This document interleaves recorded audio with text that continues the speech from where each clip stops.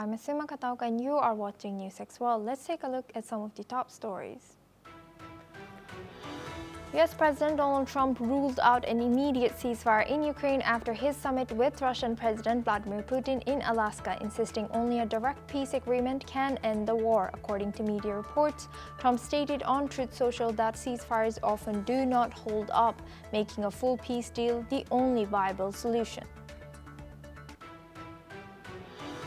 President Zelensky announces he will meet Donald Trump in Washington on Monday. He posted on his Telegram that he is grateful for the invitation, amid fresh diplomatic efforts after the Alaska summit. Ukraine says Moscow launched 85 drones and a ballistic missile overnight, just hours after Putin and Trump's talks ended without a ceasefire deal. Kyiv reports shooting down 61 drones as strikes hit 4 frontline regions. A blast at a factory in Russia's Ryazan region has killed 11 people and injured 130 people, with rescuers still searching through the rubble. According to the Emergencies Ministry Governor, Pavel Malkov has said that the incident was triggered by a fire inside a workshop, about 320 kilometers southeast of Moscow. Prime Minister Giorgia Meloni has announced she will meet US President Donald Trump in Washington to discuss ending the war in Ukraine, emphasizing the need for European involvement in security guarantees, while European Commission President Ursula von der Leyen also welcomed the move, calling it a sign of hope for peace. US President Donald Trump has said that Chinese President Xi Jinping assured him that China would not invade Taiwan during his term. According to a Fox News interview, the Chinese embassy reiterated that Taiwan remains the most important issue in Sino-US ties, while Taiwan strongly rejected Beijing's sovereignty claims. Chinese Foreign Minister Wang Yi will visit India from Monday to Wednesday for discussions on the disputed Himalayan frontier. It will be only the second such meeting since the deadly 2020 clash between the two sides. Australia has granted asylum to former Hong Kong lawmaker and pro-democracy activist Ted Hui, along with his family, more than 4 years after he fled criminal charges linked to the 2019 pro-democracy protests in Hong Kong. The Australian Department of Home Affairs has issued approval for Hui, his wife, children, and parents. Global reactions are pouring in after the Trump-Putin summit. Polish Prime Minister Donald Tusk warned that Europe has entered a decisive phase in the struggle for Ukraine's future. German Chancellor Friedrich Merz promised unwavering solidarity with Kyiv, welcoming Trump's efforts to stop the bloodshed. EU diplomat Kaja Kallas said Washington holds the power to push Moscow into real talks. India too has welcomed the summit, calling for an early end to the war. But President Zelensky insisted that only Ukraine can decide territorial questions, demanding stronger security guarantees. Italy's Giorgia Meloni has hailed discussions on NATO-style guarantees as key outcome, while Sweden reaffirmed its support for Ukraine and urged more pressure on Russia.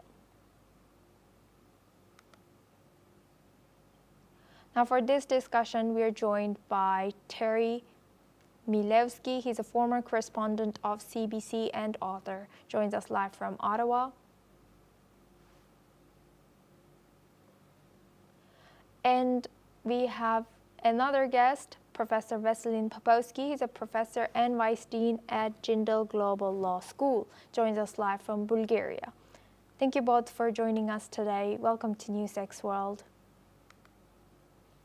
Terry, I would like to start with you. Terry, what's your analysis and what's your take on after these talks have wrapped up? I'm sorry, audio. Could you hear me? Sorry, I didn't hear your question. Yeah, Terry? but you cut during your question. Fairly didn't hear it. Yes, Terry, let me ask you again. Thank you very much for joining us. Welcome to NewsX World. Terry, I would like to ask, what's your take after not professor, but President Trump and President Putin. Again. President Trump and President Putin have wrapped up their talks. Okay, your question.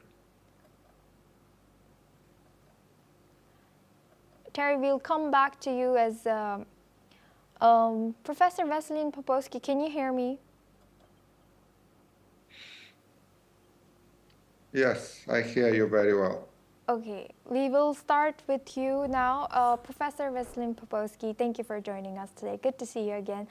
Now, yesterday we talked and you did mention that it will not have any breakthrough, and yes, you were right, there was no breakthrough. And now that we know that Zelensky will visit President Trump on Monday, what do you think, what can we expect from that? Nothing happened in Alaska that was expected. That's a useless meeting. It's a photo opportunity of two criminals to meet and make a photo and to pretend they can do something. They cannot do anything. They are the least trusted people in the world. Nobody trusts Donald Trump. Nobody trusts Vladimir Putin. So Alaska I even didn't watch. I knew what's going to happen.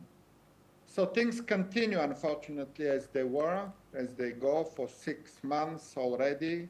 Donald Trump didn't deliver anything. This is the most incompetent president in the history of the United States, and there is absolutely no point even to talk to him. President Zelensky wants to meet him in the White House on Monday. That's fine. He wants to again and again present the Ukrainian victimhood in front of him, and basically to say that he expects the biggest military power in the world, the United States, to support Ukraine and to impose sanctions on Russia, on the aggressor. In fact, this is the only way ahead. By the way, in 1945, nobody was thinking about meeting Adolf Hitler on a red carpet and beg him to stop the Second World War. The Second World War ended exactly because the big powers were united against Adolf Hitler and the Japanese militarist regime, and they fought till military defeat. The war in Ukraine will only end by either the end of Putin or by a military defeat on the battlefield. There is no other option, and for that matter, most of the countries in the world realize that. The problem is that United States doesn't realize this, as I said, incompetent president and incompetent administration as a whole. And what do you think that now you said that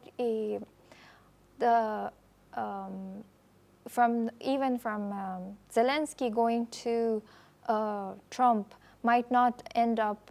So where's the peace now? Where does this take us? Is the war going to just continue? And also with recent strikes that is intensifying even after the summit ended. Yes, the war will continue. Unfortunately, more soldiers will die. Well, the good news is more Russian soldiers will die because they are the ones dying daily in thousands.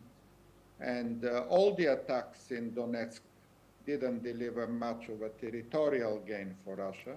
Ukraine is defending itself very solidly with the help that's arriving from the European partners.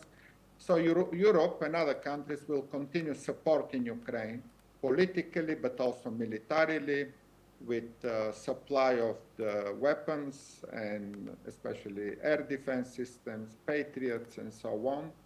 So Ukraine is equipped to continue its defense.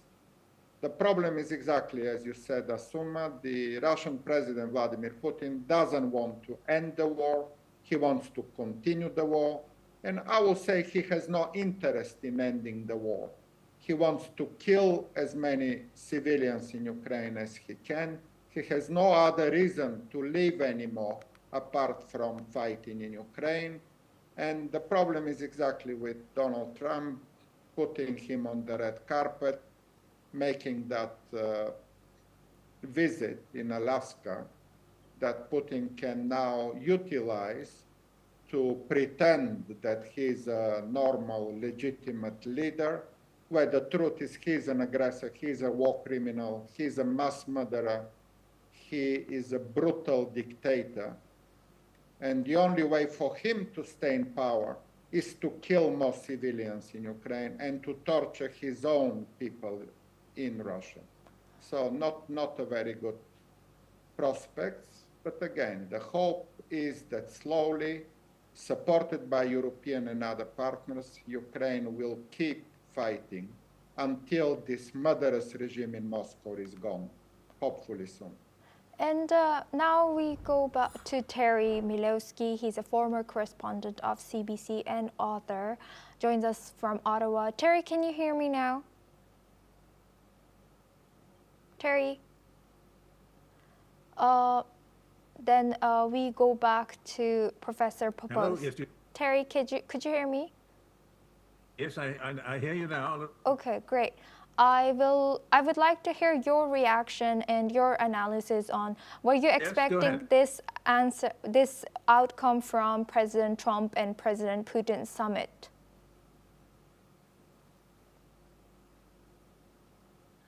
Yes, I think about that. Professor Popowski.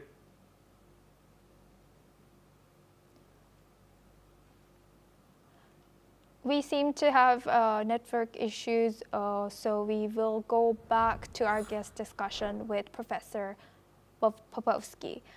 Professor, I would like to come back to you now. With global leaders reacting to Trump-Putin summit, how do you assess the role of U.S. now? Do you think there still is, does U.S. still have any influence for the future of Ukraine's sovereignty? I think absolutely not. Donald Trump has zero impact on the Ukrainian, but also on other conflicts. These are all talks. He didn't deliver any peace in the Middle East, in Gaza, in Israel. He was trying to say that when there was an agreement between Armenia and Azerbaijan, he was instrumental. Not at all. Armenia and Azerbaijan, India and Pakistan, Thailand and Cambodia, they all reached deals within their bilateral relations and within their leaders. Donald Trump has zero impact. He has zero trust. He changes his mind every day or every week. Until now, for 6 months, he was talking about ceasefire, and now he abandons the idea of ceasefire, and he's talking about a comprehensive peace deal. Obviously, a comprehensive peace deal takes longer time to achieve. He could have easily imposed already harsh sanctions on Russia. He could have easily imposed secondary sanctions on countries trading with Russia. And he could have done exactly what Joe Biden and Kamala Harris were doing for the last 3 years before he came to power. So Donald Trump is a disaster, and that means more soldiers dead in Ukraine. It's so simple. Thank you, Professor, for sharing that insight. We'll come back to you. Please stay with us. Now we stay on this topic. The Alaska summit ended with no ceasefire or peace deal, a result analysts say plays into Putin's strategy of delaying decisions while continuing the war. Ukraine was sidelined, used as a pretext for talks, while the real focus was U.S.-Russia relations under the banner of pursuing peace. European observers noted relief at avoiding worse outcomes, but many warned the optics gave Putin a major diplomatic win, legitimizing him on U.S. soil even as the war rages on. EU analyst Jacob Funk Kierkegaard of Bruegel said the Trump-Putin summit avoided worse outcomes for Europe, noting that discussions focused on an immediate ceasefire without land swaps. Let's listen in. I think from a European perspective, you will be quite pleased with having avoided worse outcomes. basically that what appears to have been discussed at the summit was an immediate ceasefire, meaning not a ceasefire following a land swap or anything like that. And that's obviously what the Europeans, the chronology that Europe wanted. So from that perspective, no outcome is a good outcome because you avoided something worse. When we consider that yesterday was a quote unquote normal bloody day on the front line, Russia has now established the precedent that you can actually conduct negotiations, at least with the United States, while the war is going on, meaning without a ceasefire. And that certainly is again something that the Russian government would have liked because they want to continue the war. And of course, getting a summit with the US president is always something that Russian leaders want, especially a leader who's under a war crimes indictment and has difficulty traveling to many countries. Well, he just traveled to the United States and was received literally with a red carpet and all of that. So even no outcome is a good outcome for Russia. They got a lot of things that they didn't have before. Political scientist Clemens Fisher from the University of Cologne said the Trump-Putin summit in Alaska played out more as a high-stakes drama than a negotiation centered on Ukraine. He noted the following. What we have seen on TV, because we all had only TV pictures, this was one of the best dramas we have ever seen. We do see two presidents landing in Anchorage, which is both for the Americans and for the Russians, since the Second World War, a sacred ground.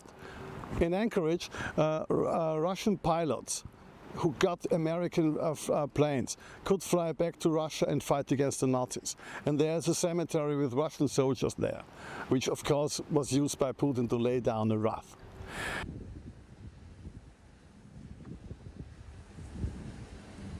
How much we heard this? And then even at the press conference, which was before the meeting started, Putin was Lord of the Ring. He sat there, he shaked with the journalists, he was smiling. Putin, kind of godfather, sitting there and let him do it. And it was a reverse summit, because regularly it would have been the case that you negotiate and then you make a press conference and then you make the pictures. This was a very clear thing. Both knew what they would sign at the end, even if you don't sign a document, but both agreed before the whole summit started, and therefore one should have known what the end might be.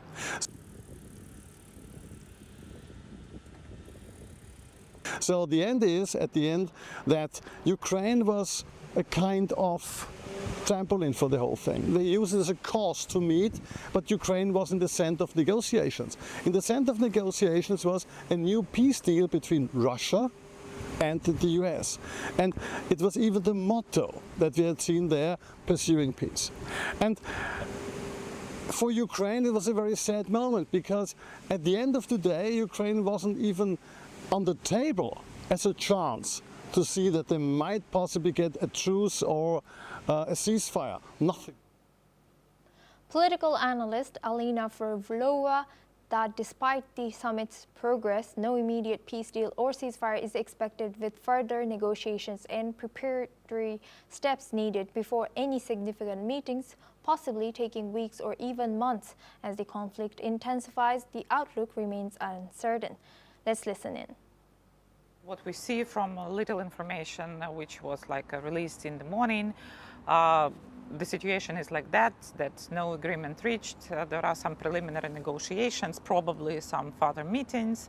And this is actually fits into the plan of Putin, which tries to postpone the time, tries to postpone the decision making, and try to utilize this time for further activities. And you saw that today already at night we had a new shelling in Ukraine. So we'll see what will happen, but the prognosis is that we won't see any peace deal or ceasefire agreement till then. Now we go back to our guest discussion with Professor Veselin Popovsky. He joins us live from Bulgaria. Thank you, Professor, for staying with us. Now, European observers noted relief at avoiding worst outcomes. Do you agree with them about no worst outcome? Yes, no outcome is no outcome. I wouldn't qualify it as good or bad. In fact, it only shows the impotence of Donald Trump. A week ago, by the way, there was an ultimatum until Friday, 8th of August. And the ultimatum was about if Russia doesn't agree on a ceasefire, there will be severe consequences, sanctions, nothing of this. The ultimatum deadline expires and Donald Trump invites Vladimir Putin on the red carpet in the US territory. And after the meeting, he forgets about those ultimatums. And there were many ultimatums in the past, and they all are forgotten by Donald Trump. And he now talks about possible peace deal between Ukraine and Russia in a direct talk. And they did several rounds of direct talks in Istanbul, but those talks deliver very minimal agreement on only exchange of prisoners of war. So where we are back 6 months ago. There is absolutely no millimeter of advance and progress of all talks by Donald Trump. So it's time simply to stop talking about Donald Trump. Donald Trump should be removed from any discussions on any peace deal anywhere in the world. And let the serious players, the Europeans, NATO members, Australia, Canada, Japan, South Korea, there are many countries in the world supporting Ukraine. 55 countries in the world supply Ukraine with military equipment. And over 140 countries support Ukraine by political means in the votes of the General Assembly. This is the majority of the world in support of Ukraine, and Russia should be isolated with support only from North Korea, Iran, Belarus, and basically that's it. Well, the neutrality of India and China doesn't help much because India and China continue to buy Russian oil and gas, and that gives Putin the money to continue the war, to produce more drones and weapons, and to buy North Korean soldiers and so on. So the guilty party are definitely United States for total failure to exercise any influence on Vladimir Putin, but also on China and India, the biggest importers of Russian oil and gas. This is the only way Putin can get money out of anywhere. He could not fight this war if China and India stop buying Russian oil and gas. And that's the sad reality here. We need to name it. Thank you. Thank you, Professor, for sharing that. Please stay with us as we come back to you for our next discussion as well. Now we stay on the topic. Ukrainian President Volodymyr Zelensky warns that Russia may intensify its strikes on the front lines in the coming days. He says Ukrainian forces are seeing success for a second consecutive day, repelling heavy Russian assaults near Dobropilya. Zelensky reported that the 79th and 82nd Air Assault Brigades have been key in holding the line, with reinforcements sent to Donetsk and Zaporizhia. Furthermore, he added that Russia has been trying to project strengthening with new attacks timed around the Trump-Putin summit in Alaska, but their attempts have failed, with Moscow suffering significant losses. The Ukrainian leader also confirmed he will meet U.S. President Donald Trump in Washington on Monday to discuss steps to end the war. This follows President Trump's talks with President Vladimir Putin, which ended without a ceasefire agreement but with both leaders claiming progress. Now we go back to our guest, Professor Veselin Popovsky. Thank you, Professor, for staying with us. Now, given the EU's firm stance that Russia cannot dictate Ukraine's NATO or EU path, how is Ukraine preparing diplomatically for potential Russian retaliation? Yes, Ukraine has the support of NATO members and the European Union, and it is defending very well. As you mentioned, the battlefield in Dobropile and Zaporozhye, Ukraine is defending. There was a small advance of Russian troops in the area of Pokrovsk and Konstantinovka, and those were reversed by the Ukrainian army. So no major military advances by the Russian army anywhere. Russia is losing 1,000 soldiers per day without making any significant advances. Pokrovsk has been targeted for 1 year now. 11 months, I think, is the time when Russian army tries to capture a not very big town of Pokrovsk, and they still cannot do that after 11 months. So this pretty much says everything about the so-called Russian success on the battlefield. There is no such thing as Russian success on the battlefield. They have captured 3,000 square kilometers for the last 12 months. But bearing in mind that actually the front line is 1,000 kilometers, that means only 3 kilometers if we take the full front line of advances. What is 3 kilometers? It's nothing. Russia does not win the battlefield, but it has the resources, as I mentioned, to continue producing weapons and drones and buying soldiers as well. Russia is a big country. There are many soldiers to die there. They can send 5 million soldiers to die. And Putin doesn't care about losing 5 million soldiers. That's the sad reality here. So that's why it is important to somehow make an influence on Donald Trump. And that's why Zelensky is going there on Monday. That's why the European leaders, Meloni, the Prime Minister of Italy, continues to try to talk to Donald Trump. And let's see if they are successful in that. Yes. It will be very quickly, the war will end quickly if Donald Trump could simply arrest Vladimir Putin in Alaska and deliver him to a tribunal. That would have created a power vacuum in Moscow, and that could have ended the war. So if Donald Trump wanted the Nobel Peace Prize, he could have done something very easy and very simple, arresting Putin on arrival in Alaska. He failed to do that, and he will be forgotten and never remembered as a peacemaker. Thank you, Professor. Thank you very much, Professor, for joining us and sharing your insight throughout our news on this topic.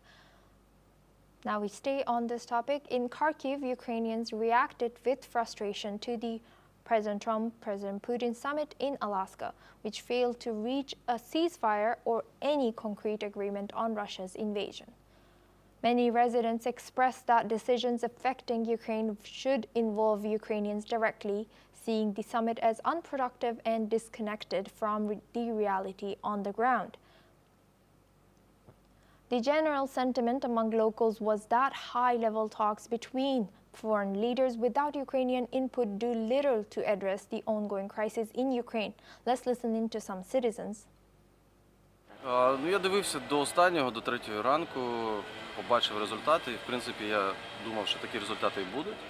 Бо я вважаю, це велика перемога Путіна дипломатична. Він себе повністю легалізував. І зараз я думаю, що нічого гарного ця зустріч нам не принесе. Ні, знаєте, в нас особисто в мене не було ні розчарування, ні здивування, бо особистих якихось великих очікувань особисто я не покладала на цю зустріч. Просто було цікаво подивитися, чим це завершиться, і, власне, воно завершилось нічим. Окей, продовжуємо жити своє життя тут, в Україні. Ми вже такі фаталісти, чесно. Ми віримо в перемогу, знаємо, що вона буде, але хто саме цьому буде сприяти, чи як воно станеться, це тільки Богу відомо. Тому ми надіємося на краще, не втрачаємо віру, донатимо, допомагаємо чим можемо, робимо свою справу і не дуже заглядаємось там, що там той Трамп робить. Heavy monsoon rains have triggered flash floods and landslides across northern Pakistan, killing at least 321 people in the past 48 hours. Officials say the majority of deaths, over 300, were reported in the mountainous Khyber Pakhtunkhwa province, where entire villages have been swept away. Survivors described the disaster as doomsday, with the ground trembling under the force of water. Several districts have been declared disaster hit as funeral prayers were held amid the destruction. Authorities have warned of more heavy rain and urged residents to avoid vulnerable areas. Let's listen in to what the Pakistani residents had to say.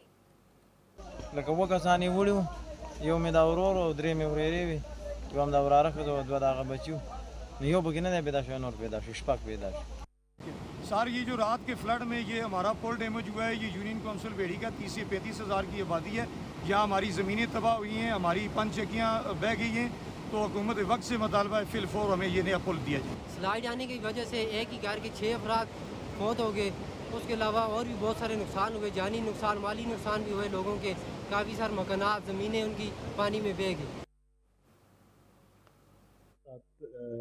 की जान चली गई और 3 घर उससे बह गए थे और ये सारे के सारे अफराद उस घर में थे। आज सुबह उनकी डेड बॉडीज़ रिकवर हो गई हैं। इसी तरह सदनौती में एक खातून नाले में बह के उसकी जान चली। जिलम वैली में एक हैवी बोल्डर लगने से एक शख्स जान की बाजी हार गए। इस तरह मजमूई तौर पर 11 अमवात हुई हैं इस वक्त तक आज़ाद कश्मीर में इस मानसून के एसोसिएटेड जो डैमेजेस हैं उनके नतीजे में। Now for this discussion, we are joined by Krishna Mitru. She's a disaster management consultant, joins us live from New Delhi. Thank you, Krishna, for joining us today. Welcome to NewsX World. Now, with entire villages swept away by the floods, both in India recently and even also in Pakistan, what does this tragedy reveal about the vulnerabilities of certain regions to climate change? Thank you for inviting me on your channel. Well, I would say that it is primarily the climate change that is going on and that we are witnessing today, as good or as bad in India as is in Pakistan. Now, it all is an effect of the Himalayan reaches, which extends from far east of the Indian side to the up north of the Pakistan side. The hill ranges attract a lot of rainfall, and the snow that melts off adds to the flooding of the plains down below. Pakistan and India have the rivers flowing all over the countries from west to east and east to west. In India, there has been a large number of landslides, villages getting washed away. Similarly, it's happening in Pakistan too. I am not surprised to know that a large number of over 300 people have died within 48 hours in Pakistan. Well, it's a matter of concern for the government, and they should, if they are not able to cope within their own resources, they should not hesitate seeking help from others. However, they should immediately ask their citizens to go upwards the hill and not remain very close to the rivers, because as the flooding increases, the river level rises, and the top surface of the mountains being a soft soil, and with a lot of erosion that has taken place over the years due to unplanned development, the mountain surfaces have become loose, and thus the landslides have increased. So the citizens should be asked to move higher onto the higher plains than the rivers, at least 100 feet above the river levels. And also evacuations as far as possible should be done with suitable medical aid and rescue and search operations. In this, I do not know how far would our country, India, would be able to help unless Pakistan makes an appeal to not only to India but to other neighboring countries or the world powers. I would suggest that in future, the governments which are in the states of the hill states of India and Pakistan must take suitable steps to reinforce the mountains by growing more trees of such a variety that have longer roots, which will make the mountains topsoil stronger, and not allow the public, not allow the citizens to do unplanned development in the hill areas. They should look after the safety areas and definitely not allow into the lower areas of the valleys. Yes, I agree that mountainous regions, especially vulnerable people there, should be cautious and move upwards in hills. Thank you very much, Krishna Mitru, for joining us today and sharing your insight as a disaster management consultant. This is all we have time for. We will continue to bring more news updates from around the world.